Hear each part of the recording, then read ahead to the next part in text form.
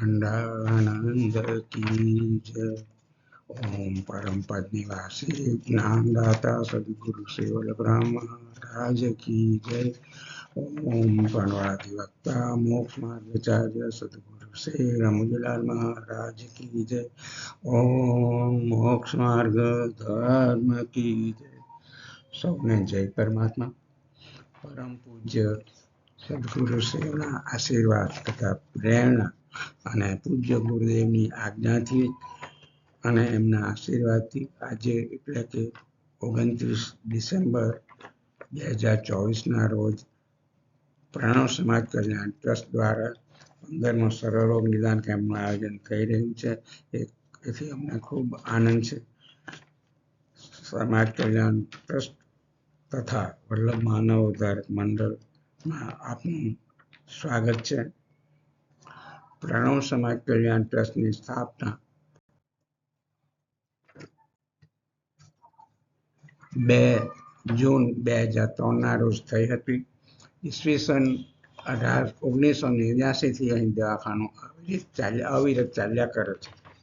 કૌશલ્ય ચિકિત્સાલયનું ઉદ્ઘાટન તારીખ 24 સપ્ટેમ્બર 2018 સંવત 2074 ભાદરવા સુદ પૂનમ સોમવારના રોજ કરવામાં આવ્યું હતું. પ્રણવ સમાજ કલ્યાણ ટ્રસ્ટ દ્વારા આયોજિત આ 15મો કેમ્પ છે. કેમ્પનો હેતુ સર્વરોગ નિદાન કેમ્પનો હેતુ આપણા ધર્મબંધુઓની થતી શારીરિક તકલીફોનું નિદાન કરી તેની યોગ્ય સારવાર કરવી તે છે. પહેલું સુખ તે જાતે નહીં. Health is wealth. આપણા જીવનના 4 મુખ્ય ધ્યેય છે: ધર્મ, અર્થ, કામ અને મોક્ષ સિદ્ધ કરવા સ્વસ્થ અને તંદુરસ્ત શરીરની અત્યંત જરૂરી છે. આપણે નાનપણમાં પ્રાથમિક ધોરણે ભણ્યા છે. એક અંધમાં પોતાના દીકરાને મુંબઈ કમાવા માટે મોકલાવે છે અને એને પત્ર લખે છે. એમાં લખે છે કે કાયા તારી રાખજે રૂડી, ગરીબોની એ જ છે મૂડી. એટલે આપણે સ્વસ્થ શરીર રાખવું ખૂબ જ જરૂરી છે. તો જ આપણે સર્વે કામ સારી રીતે કરી શકીશું. આપણા સૌથી મોટા દુશ્મન છે ઓબેસિટી, સ્થૂળતાપણું, સ્તન કેન્સર, ગર્ભાશયના મુખનું કેન્સર, ટોબેકો વગેરે આપણા જે દુશ્મનો છે. ટીબી, એ સૌની સામે આપણે લડવાનું છે. સૌને કેવી રીતે કાબૂમાં લેવા, શું કરવું, એના માટે જરૂરી માર્ગદર્શન અને જેમને તકલીફ હોય છે એને સારવાર કરી શકાય એ હેતુ આ કેમ્પનો છે. ધ લેન્સેટ આંતરરાષ્ટ્રીય જર્નલમાં માર્ચ 2024માં પ્રસિદ્ધ થયેલા અહેવાલ મુજબ ભારત દેશમાં શહેરી વિસ્તારમાં રહેતા 70% લોકો સ્થૂળતાના એટલે કે ઓબેસિટીના શિકાર છે. ભારત દેશમાં 8 કરોડ લોકો સ્થૂળતાના શિકાર છે. તેમાં પણ 1 કરોડ લોકો 5 થી 19 વર્ષની વયના ઉંમરના છે જે સ્થૂળતા ધરાવે છે. સ્થૂળતા એટલે કે ઓબેસિટી ડાયાબિટીસ, હૃદયરોગ, કેન્સર, હાડકાના રોગો, અંધત્વ જેવા અનેક રોગોને જનની છે. સ્થૂળતા ઘટાડવા માટે નિયમિત કસરત કરવી જરૂરી છે. હાલમાં આપણો દેશ સળગતો પ્રશ્ન ટીબી છે. ભારત સરકારે નક્કી કર્યું છે કે ઈસવીસન 2025ના અંત સુધીમાં આપણા દેશમાંથી ટીબી સંપૂર્ણપણે નાબૂદ થઈ જવો જોઈએ. એ લક્ષ્ય પાર પાડવા આપણી સરકાર અત્યારે એડી ચોટીનું જોર લગાવી છે. ટીબી એટલે કે ક્ષય રોગ.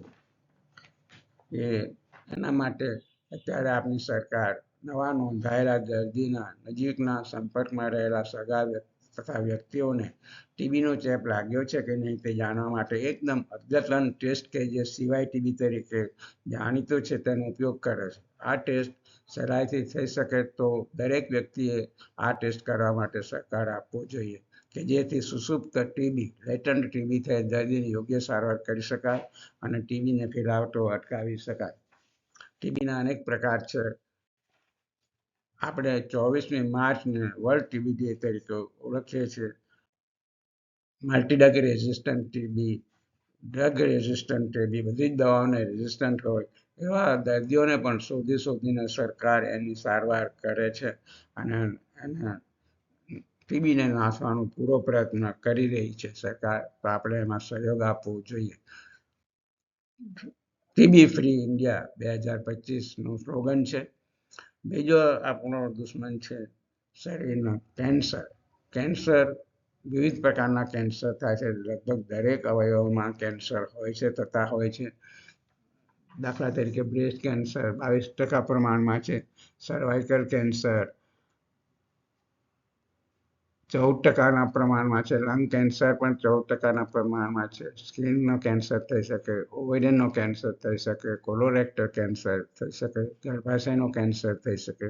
તો આ વિવિધ કેન્સરના કેવી રીતે નિદાન કરવું, કેવી રીતે સારવાર કરી શકાય સારામાં સારી, એ જાણવું ખૂબ જ જરૂરી છે અને ડૉક્ટરની સલાહ લેવી ખૂબ જ જરૂરી થઈ પડે છે.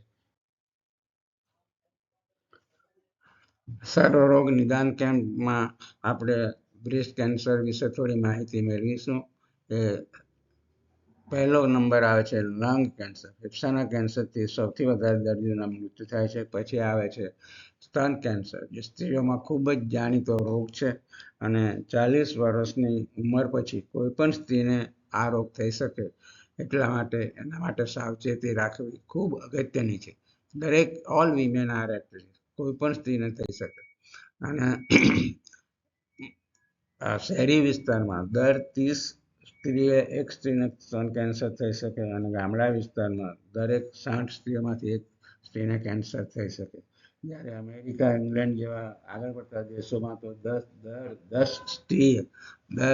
10 સ્ત્રીમાં એક સ્ત્રીને બ્રેસ્ટ કેન્સર થવાની પૂરી શક્યતા છે. તો એના માટે સાવચેતી બહુ જરૂરી છે, ખૂબ જ જરૂરી. હવે બ્રેસ્ટ સેલ્ફ એક્ઝામિનેશન એ એનો બ્રેસ્ટ કેન્સરને ઇનિશિયલ સ્ટેજમાં પહેલા તબક્કામાં નિદાન કરવા માટે બ્રેસ્ટ સેલ્ફ એક્ઝામિનેશન ખૂબ જ જરૂરી છે. એ દરેક સ્ત્રીને સમજાવવામાં આવે છે, ડૉક્ટર એનું ટ્રેનિંગ આપે છે અને કેવી રીતે એ કરવું એનું શીખવવાનું આપે છે. 20 વર્ષ પછી બ્રેસ્ટ સેલ્ફ એક્ઝામિનેશન કરવું જોઈએ અને જો કોઈ ડાઉટફુલ, શંકાસ્પદ ગાંઠ જણાય તો તેનું તુરંત તપાસ કરાવીને એનું યથાયોગ્ય સારવાર તથા નિદાન કરવું બહુ જરૂરી છે. બીજું, જે સ્ત્રીઓમાં જોખમ વધારે છે, જે સ્ત્રીઓના સગા, માનો કે બહેન,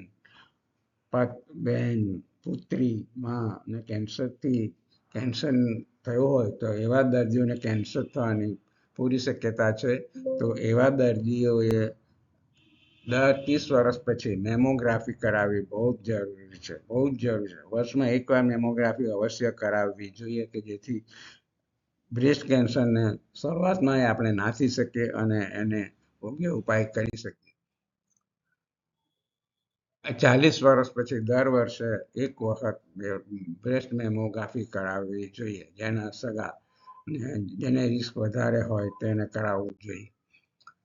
બીજું, ગર્ભાશયના મુખનું કેન્સર એટલે કે સર્વાઇકલ કેન્સર આપણા દેશમાં સૌથી વધારે, દુનિયાના દેશો કરતાં આપણા દેશમાં સૌથી વધારે સર્વાઇકલ કેન્સરના દર્દીઓ છે અને દરેક 7 મિનિટે એક દર્દીનું સર્વાઇકલ કેન્સરથી મૃત્યુ થાય છે. એટલો ભયંકર આ રોગ છે અને સર્વાઇકલ કેન્સર નિદાન કરવું બહુ જ જરૂરી છે. 30 વર્ષની ઉંમર પછી દરેક સ્ત્રીએ પેપ ટેસ્ટ વર્ષમાં એકવાર કરાવવો જોઈએ.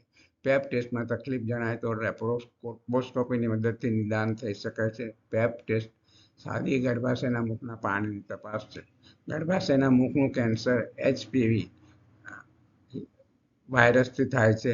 HPV વેક્સિન 13 વર્ષથી 45 વર્ષ સુધી દરેક સ્ત્રીએ લેવી જોઈએ. તેના 3 ડોઝ હોય છે.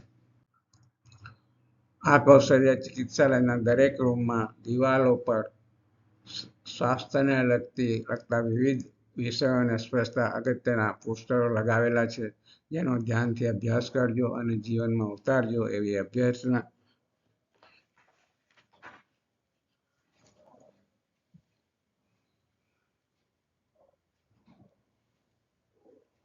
આ પોસ્ટરો ખૂબ જ મહેનત કરીને ખૂબ જ જરૂરી માહિતી આપણને આપે છે. એ ઘણું જ અગત્યનું છે. એક સીધો સાધો એક સિદ્ધાંત છે કે આપણે જમતા પહેલા પાણીથી હાથ ધોવા, વોશરૂમ ટોયલેટ બાથરૂમ ગયા પછી પણ સાબુથી હાથ ધોવા, એનાથી 50% રોગનો